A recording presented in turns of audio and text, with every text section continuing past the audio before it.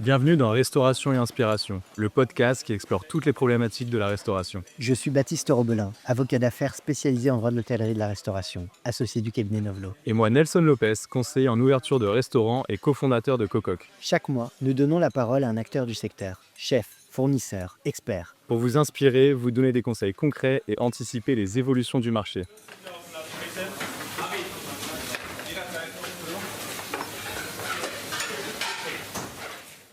Alors bonjour et bienvenue dans ce 5e épisode de Restauration et Inspiration. Aujourd'hui, je suis tout seul. Baptiste sera pas à mes côtés et j'espère qu'il vous manquera pas trop. Pour ce nouvel épisode, donc j'accueille Julien Lecas et François Machefer, deux cofondateurs, parce que je crois qu'ils sont plus de Foodimo, donc une célèbre agence immobilière parisienne qui s'est spécialisée sur le secteur du CHR. Ils me font signe qu'ils sont 4, donc ils pourront présenter les deux autres. Et donc, si vous nous écoutez et que vous êtes en train de rechercher un local pour votre restaurant ou que vous l'envisagez, vous êtes au bon endroit parce qu'on va voir ensemble les erreurs à ne pas faire et essayer d'obtenir des bons conseils pour trouver le local idéal pour votre projet de restaurant. Et donc, tout d'abord, messieurs, comment allez-vous ? Très bien, merci. Merci, moi aussi. Enchanté. Est-ce que vous pouvez du coup, pour commencer, donc présenter Foodimo, un peu son histoire, sa genèse et son activité? Bien sûr. Donc, Foodimo est parti d'une relation amicale entre 4 personnes. On a d'abord travaillé dans une autre agence avec Julien pendant 15 ans et Julien un peu plus, pendant 18 ans, 19 ans. Pendant cette période, il y a Florian Di Giacomo qui avait travaillé avec nous quelques années, qui après est parti faire développeur pour Big Fernand. Et on a travaillé aussi pendant ce laps de temps, une dizaine d'années avec Ahmed Saada. Et au bout d'un certain temps, Florian est revenu vers nous et nous a proposé de monter notre agence. Et ça nous semblait le bon moment. On avait l'expérience pour le faire, on avait la maturité et on a sauté le pas et une décision qu'on ne regrette pas du tout. Une vraie décision entrepreneuriale pour essayer de bâtir une agence un peu différente, un peu plus moderne, on va dire, un peu moins traditionnelle, mais avec tous les codes du respect, de la bienveillance, de l'organisation, du management, on va dire moderne. Euh, voilà, d'une époque qui était un peu révolue et on essaie de faire ça de façon ludique, avec un peu de fantaisie, mais notre professionnalisme depuis plus de 15 ans à chacun. Et du coup, voilà, ça c'était en quelle année du coup que ça a été que vous avez créé l'agence? Et aujourd'hui, là, vous avez évolué, vous êtes combien de collaborateurs pour se situer? On a créé l'agence en 2020, fin d'année 2020, on va dire l'été, septembre 2020. Et on était 4 dans un garage, un peu comme HP ou Google. Bill Et Gates. maintenant, on est rue de Comartin, à côté de la place de l'Opéra. On a 8 négociateurs, donc toujours 4 associés, une assistante de direction, une assistante commerciale. Voilà, on est, je sais plus, 16 aujourd'hui.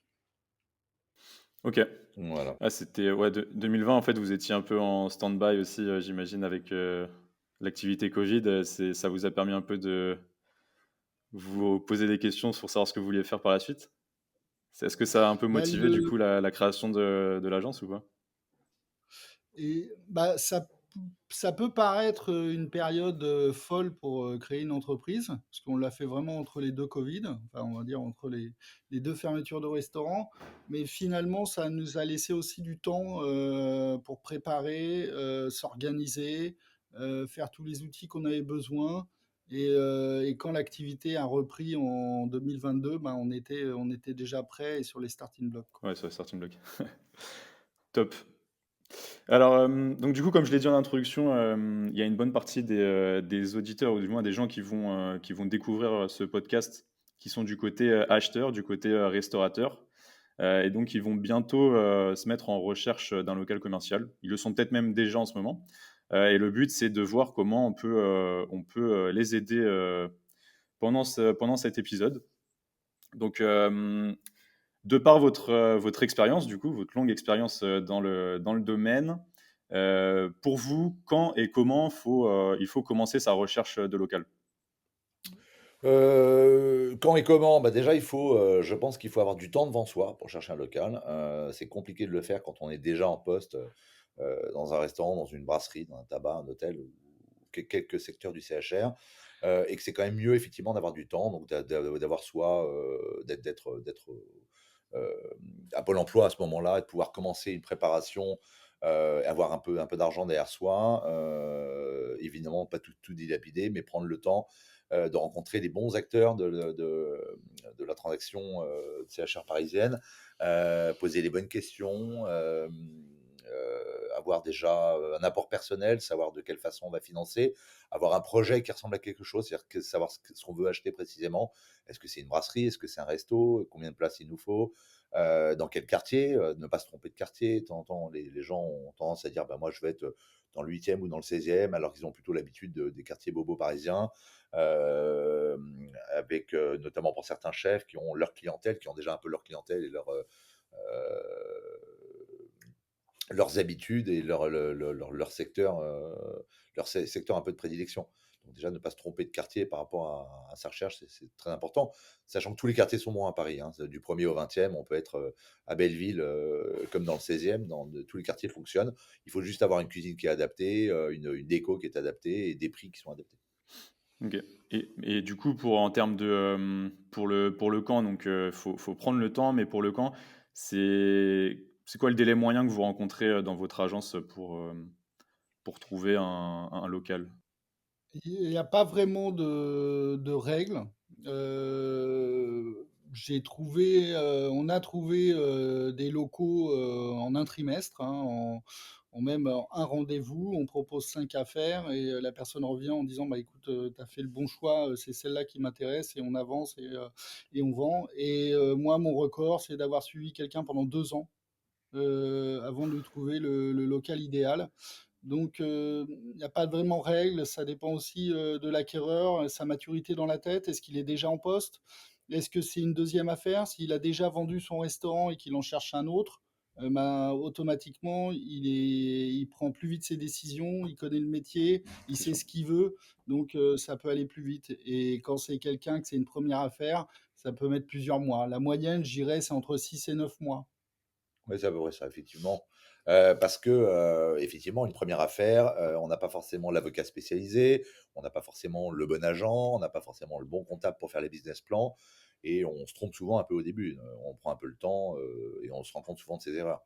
Quand on achète son deuxième resto ou que c'est sa Mm. deuxième affaire, on est forcément plus mature. Ouais, plus rodé, ouais. On sait à peu près, ce qu'on veut, on sait de quel moyen de quel apport en fonds propres on a besoin. On a déjà des banques qui nous suivent. C'est quand même plus simple, plus rapide et plus efficace. C'est sûr. Mais bon, là, 2 ans, il était quand même vachement patient, il cherchait vraiment la perle rare, votre Ouais, client.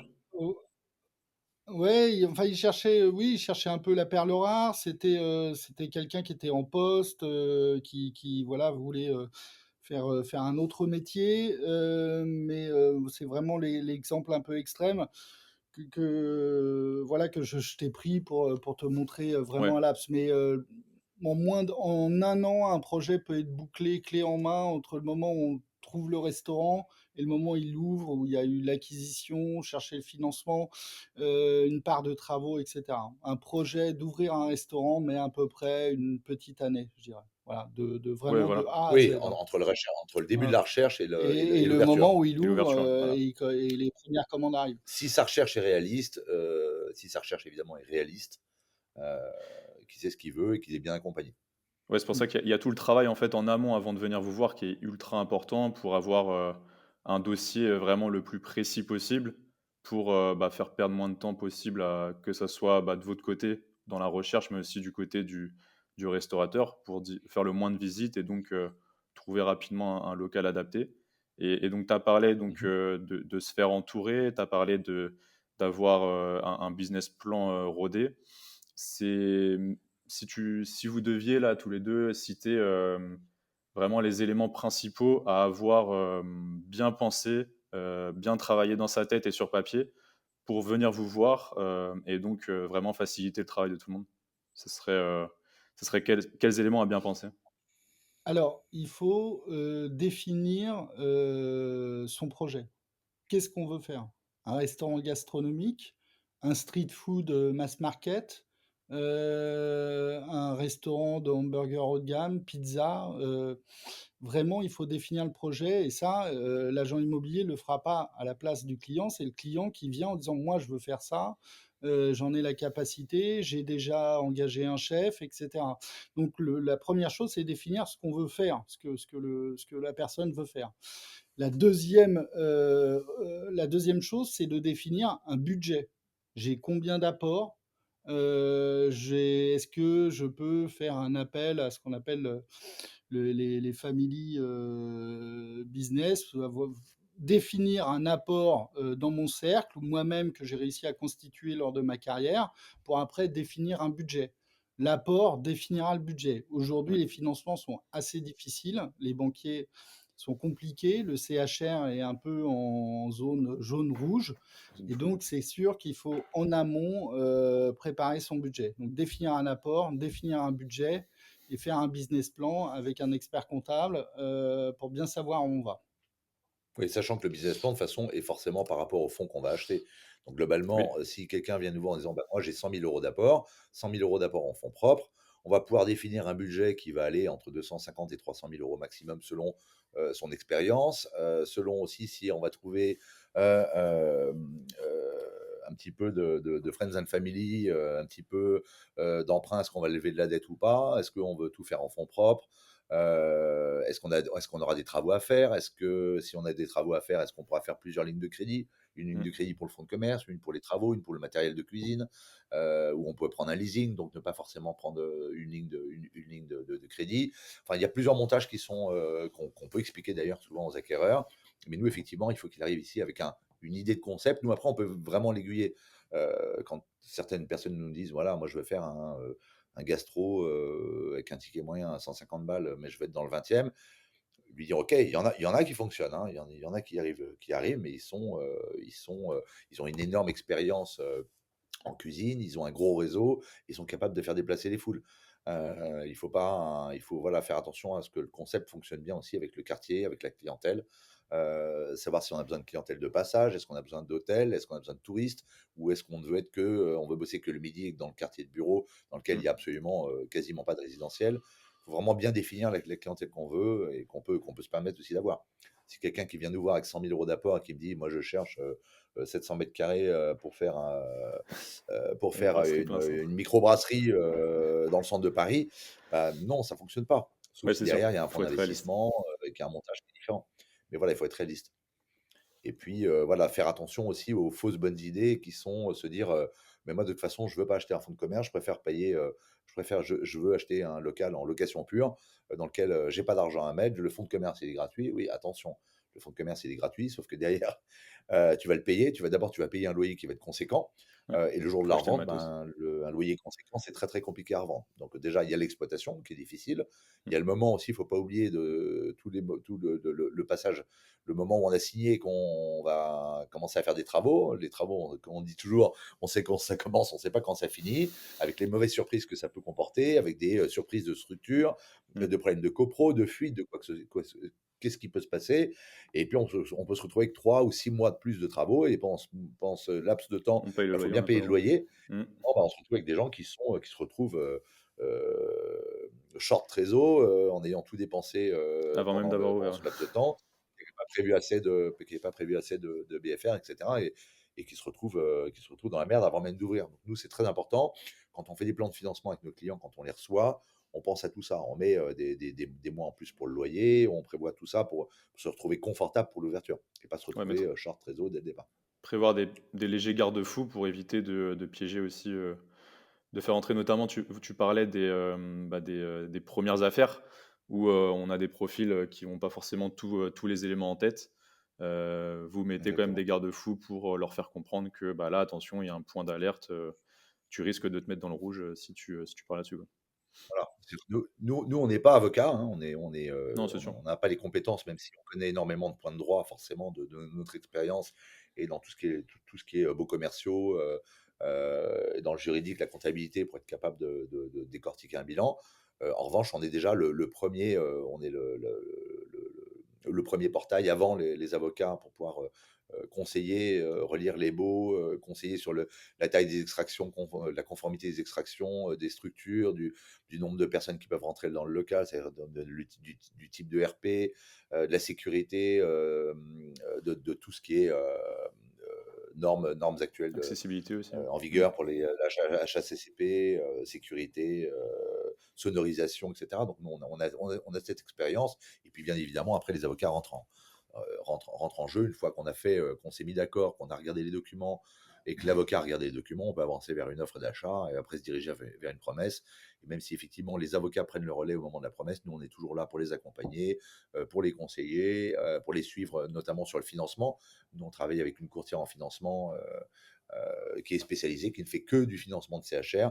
Ça pour nous c'est notre arme fatale. C'est-à-dire qu'aujourd'hui aller voir c'est-à-dire jeter un dossier au banquier en disant bah voilà, je vais acheter ce resto, je vous mets ça entre les mains, mais pas pouvoir avoir la main dessus, pas pouvoir le surveiller, Mm. pas pouvoir le rappeler, pas savoir si le dossier passe en comité, qui est l'analyste, vers quelle banque elle est, c'est très compliqué. Quand on est restaurateur, quand on est chef, on n'est pas banquier, on n'est pas, même si on a l'esprit d'entreprise, c'est pas le même métier. Donc nous, on est là pour les conseiller, Non. les aiguiller sur les bons comptables, les bons avocats, les courtiers en financement, etc.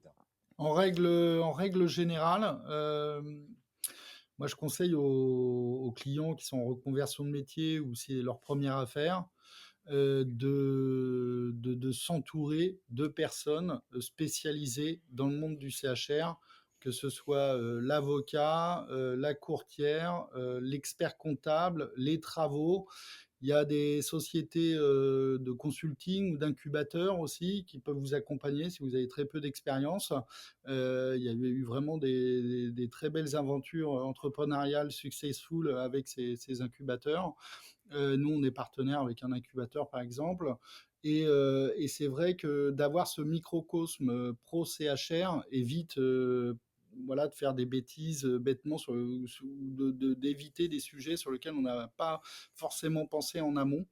Et donc, l'entourage doit être spécialisé CHR, c'est ce que j'essaye d'expliquer aux clients le plus, quel ce soit juridique, comptable, courtage, financement, entourez-vous de gens spécialisés, ça Mmh. vous aidera beaucoup. Mmh.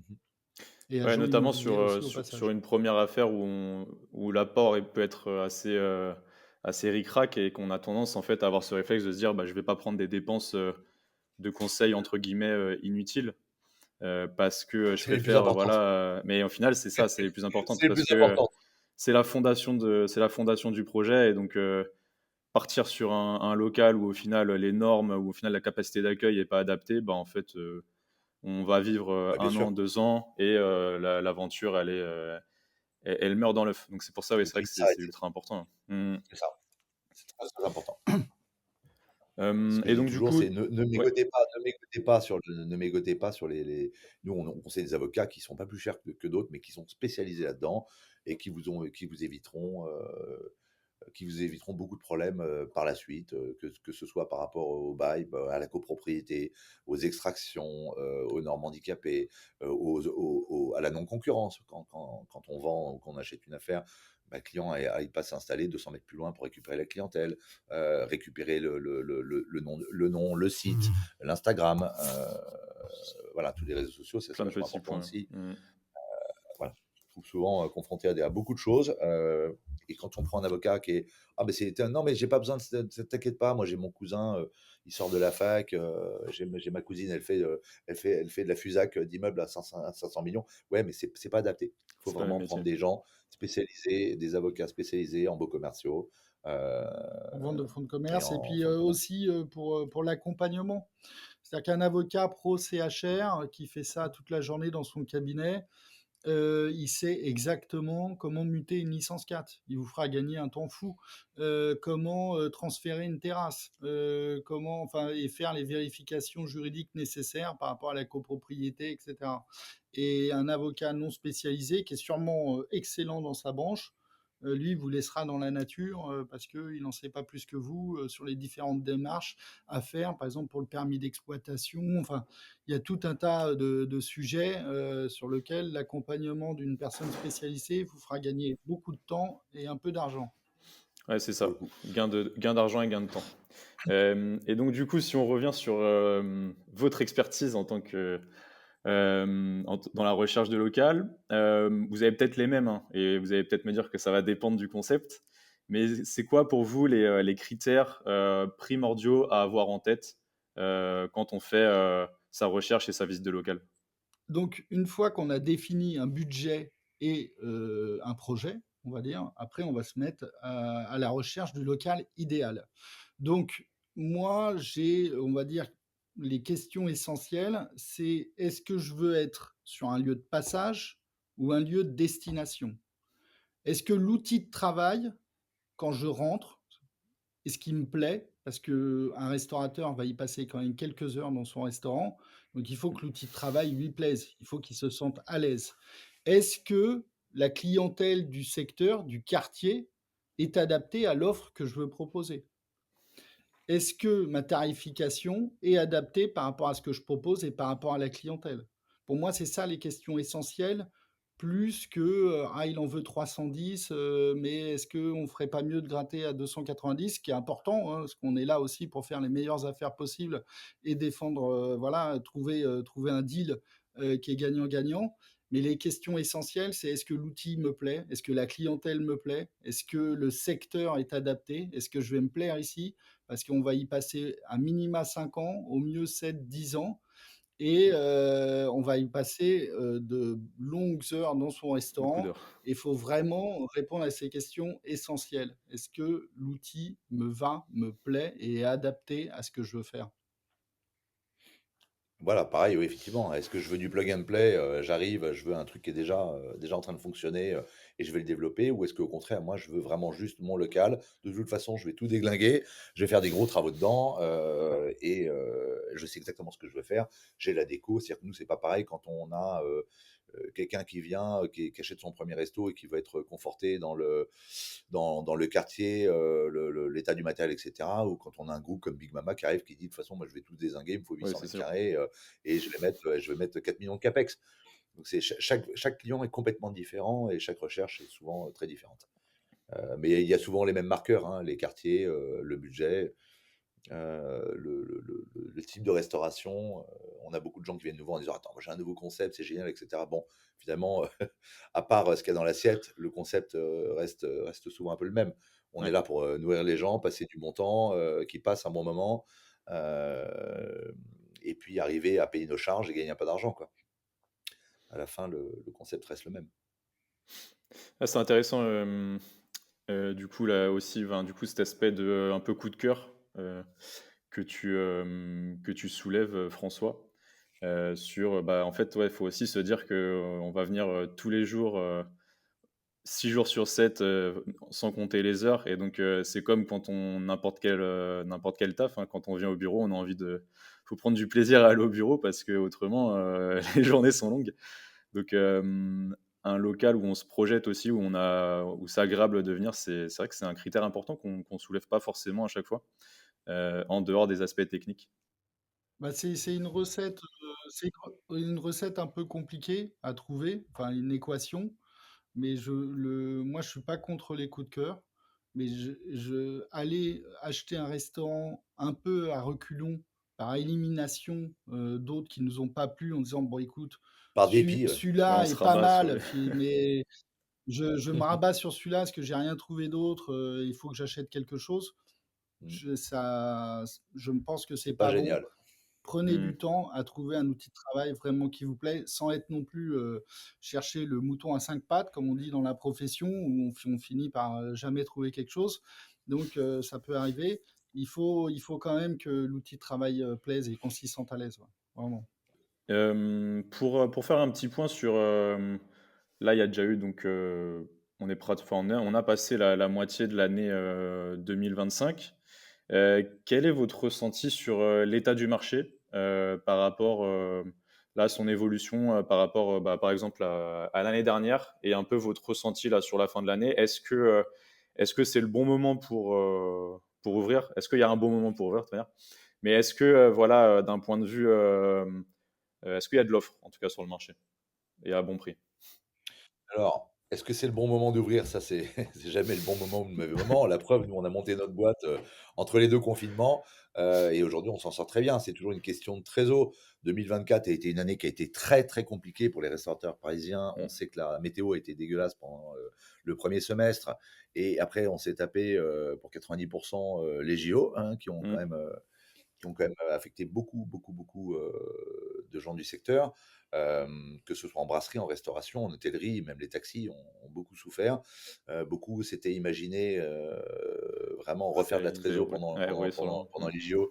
Et ça n'a malheureusement pas été beaucoup le cas, à part pour certains, hein, évidemment, tout le monde n'a pas souffert, mais quand même 80% de nos clients autour de nous ont quand même pas mal souffert. Quand on a un prêt principal, un PGE, des moratoires de partout avec l'URSSAF, la TVA, et qu'on a en plus de ça fait 2 mauvais mois et qu'on n'a pas envoyé les salariés en congé payé, forcément, ça a été compliqué. Maintenant, 2025, heureusement, c'est un gros regain. On voit que les 3 4 premiers mois, même si le mois de mai, c'est toujours un peu compliqué avec les ponts et les vacances, mais Mmh. globalement, les 4 premiers mois ont été, moi, tous mes copains dans la restauration me disent: «Ah là, mais on a doublé, triplé notre chiffre d'affaires par rapport aux 4 premiers mois de l'année dernière.» C'est normal et tant mieux. Donc oui, oui, c'est un bon moment en ce moment pour acheter. Il y a pas mal d'offres parce qu'il y a beaucoup de gens aussi qui sont lassés du boulot, qui sont lassés de Paris, du Covid, etc., qui ont envie de changer d'air, de faire autre chose. Donc il y a pas mal d'offres. Il y a les taux ont un peu baissé. On Mmh. était monté quand même assez haut. Aujourd'hui, on arrive à retrouver des taux autour de 3, entre 3 et 3,5. Ce qui n'était pas le cas il y a pas longtemps. Évidemment, on est loin des 1%, autour du 1% à l'époque du Covid et après Covid. Mais voilà, oui, je pense que c'est une bonne période pour acheter, même si pour moi, il n'y a pas de bonne ou de mauvaise période. La bonne période pour acheter, c'est quand on est prêt surtout. C'est quand on est prêt dans sa tête, quand on est prêt à se Oui, c'est jeter sûr. dans le grand bain et qu'on a envie d'entreprendre et qu'on voilà, Bah, on a mis de l'argent de côté. Toujours penser quand on met de l'argent de côté pour commencer un projet, penser au reste à vivre. Donc pas mettre mmh. tous ses œufs dans le même panier. Si on a 120 000 euros sur le compte, bah, gardez au moins 20 000 euros et mettez pas tout dedans parce qu'on ne sait jamais ce qui peut se passer dans la vie. Il n'y a pas que il y a pas que le projet, il y a aussi de temps en temps, on va faire vivre une famille, hein, quand on a une femme, des enfants. C'est pas la même chose que si on est jeune célibataire de 25 ans qui monte son premier resto. Donc, il faut penser à tout ça. Il faut penser à se garder une poire pour la soif et pas faire n'importe quoi. Mais oui, pour moi, c'est une bonne période pour Ouais. commencer un projet. Oui, moi aussi, je pense que il y a pas mal d'offres. Il y a plusieurs facteurs à ça. L'après JO, il y avait beaucoup de gens qui ont un certain âge qui disaient, bah, écoute, j'attends les JO et je vendrai après. Mmh. Donc voilà, des gens d'un âge mature qui ont beaucoup, qui ont beaucoup travaillé et qui souhaitent aujourd'hui plutôt vendre et partir sur un autre projet entrepreneurial. Euh, il y a pas mal d'offres et je pense que l'acheteur en ce moment a plus la main que le vendeur et il y a des meilleures négociations et les taux sont redescendus à des niveaux qui restent quand même assez faibles et donc Ouais. emprunter ne coûte pas cher. Par contre, c'est difficile d'avoir l'argent, il faut avoir un vrai projet, un vrai profil auprès du banquier. Mais aujourd'hui, 3 c'est vraiment très bon marché. Donc, Ouais, et puis avec les taux directeurs je pense que c'est qui baissent plutôt une encore, ça peut période où suivre la l'acheteur tendance. a la main. Ouais, Ouais, je pense que OK, c'est c'est plutôt intéressant. une période où l'acheteur a la main. Oui, parce qu'il y a effectivement, il y a beaucoup d'offres. Et puis, mais attention, effectivement, comme dit François, aujourd'hui, le Ouais. financement, c'est plus comme avant Covid, c'est plus aussi simple qu'avant. Aujourd'hui, un mec qui est directeur de restaurant depuis 6 ans ou 7 ans, qui a mis de l'argent de côté, qui veut acheter un resto, mais qui part sans quelqu'un en cuisine, ou qui est pas associé dans le projet, ça va être très compliqué. Aujourd'hui, le banquier se dit, moi, si demain, ce mec achète son resto, mais il n'est pas capable de passer en cuisine s'il y a il y a le moindre souci, que son chef le plante en plein service ou vient pas un matin et décide de plus venir, il faut qu'il soit capable de tenir le resto, parce que c'est lui qui va tenir la Mmh. cuisine. Donc aujourd'hui, ils sont très, très regardants là-dessus, sur le professionnalisme plus que sur l'apport. C'est vraiment très important pour eux. Et d'ailleurs, en complément, aujourd'hui, les reconversions de métiers vraiment complètes, c'est-à-dire qu'on a été banquier, on a profité d'un plan de restructuration pour partir avec un gros chèque et on se dit, j'ai toujours rêvé d'avoir une crêperie, une brasserie ou quelque chose comme ça, ne se finance plus. Voilà, c'est aujourd'hui. Et moi, je le déconseille parce que c'est un métier quand même, la restauration dans le sens large, hein, le CHR Mm. est un métier quand même difficile. C'est un des rares métiers passion sur lequel on peut prendre beaucoup de plaisir, mais c'est aussi beaucoup de travail. Et moi, je conseille à ces gens qui sont en reconversion totale de prendre un boulot de salarié. Aujourd'hui, il y a énormément d'offres pour des emplois. Tous les restaurateurs, les patrons de restaurants, brasseries manquent de personnes de qualité. Et donc, allez-y, travaillez 6 mois en chef de rang, en cuisine, en directeur de salle ou quoi, pour voir si vraiment le métier est fait pour vous. Moi, j'ai envoyé des gens comme ça en disant, écoute, ton projet me semble bien, tu as l'air passionné, mais essaye quand même le métier. La coupure, c'est spécial. Ils reviennent 6 mois après, ils me passent un coup de fil en me disant, bah, écoute, François, je te remercie parce que c'est un métier Ça passion, m'a mais en dégoûté. fait, c'est pas pour moi. Je vais faire autre chose. Ouais, Voilà. c'est vrai que c'est important. Et Il de faut toute se faire la manière, main. ouais, Ouais, et puis il y a tout l'humain à gérer, il y a tout l'humain à gérer, le staff. Je dis c'est très très compliqué de se trouver du bon staff. Ça, c'est très, c'est une des gestions les plus délicates, c'est la gestion de l'humain. Donc, Mm. effectivement, commencer ce métier-là quand on n'a pas l'habitude de gérer des mecs en salle et en cuisine, c'est très compliqué. Donc, c'est bien de s'entourer de gens compétents, notamment en cuisine, pour être capable de monter un business plan solide auprès de la banque, quoi. Super. Et ben merci pour tous ces éléments. Euh, L'idée, c'était de tenir sur une demi-heure. On est à peu près bon. J'ai quand même une dernière question. C'est Mhm. bon, Baptiste n'est pas là, mais c'est sa spéciale. Il aime bien savoir si les invités ont l'habitude du coup de cuisiner. Bah, évoluant dans le milieu, est-ce qu'ils ont l'habitude de cuisiner? Et si c'est le cas, quel est votre plat signature? Alors, bah, Julien, donc là, c'est Julien qui parle. Bah, moi, j'ai toujours beaucoup cuisiné. Moi, j'ai fait 10 ans de restauration et ça fait plus de 20 ans maintenant que je vends des restos. Et je suis un passionné de cuisine. Je cuisine moi-même pas mal pour moi, pour les copains, pour les enfants. Et puis de temps en temps, j'ai même dépanné. De temps en temps, j'ai eu des participations dans des restos et j'ai même dépanné en cuisine. Moi, mon plat signature, c'est la blanquette. La blanquette de Rebuchon sans la crème. Ouh, ok. Voilà. À toi, François.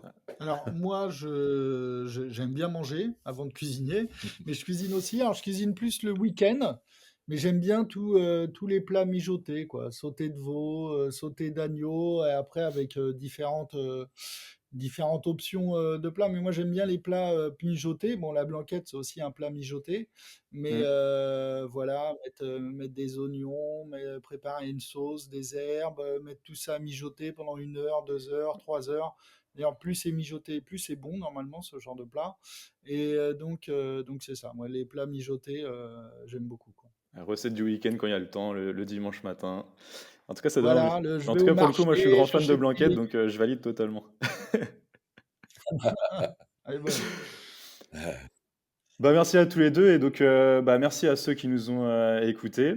Pour suivre les actualités respectives, je mettrai les réseaux sociaux, donc notamment de Foodimo, en Mhm. description.